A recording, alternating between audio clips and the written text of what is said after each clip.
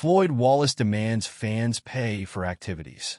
The former Mr. Passport Bro, Floyd Wallace, went live on his foreign-only YouTube channel early Tuesday morning to announce that he was sticking to his pledge not to feature anything exciting on his live streams, as his viewers did not deserve excitement until they started donating to his cause.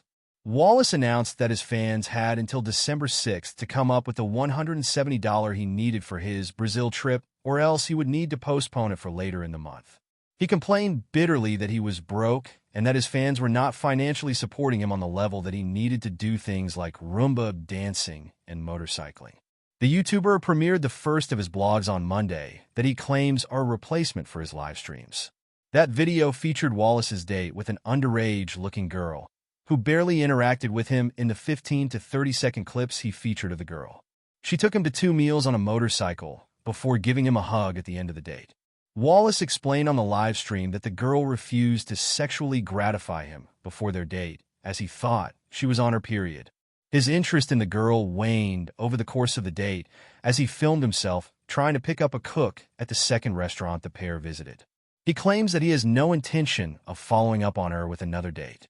The sex tourist has received harsh criticism from his side chat for approaching and attempting to date girls who appear younger than 18 years of age.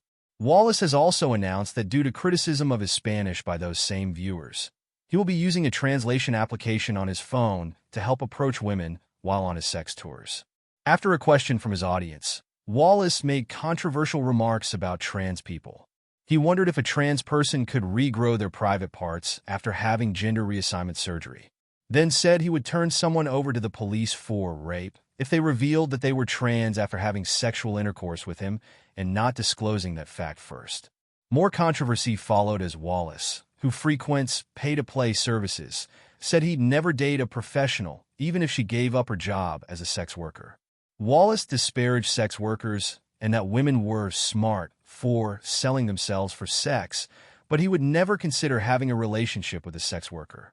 Wallace returned to complaining about his fans and a lack of donations from his fans, and said he'd go to a strip club for a $500 donation, but would not film it because of the possibility of a community guideline strike due to nudity.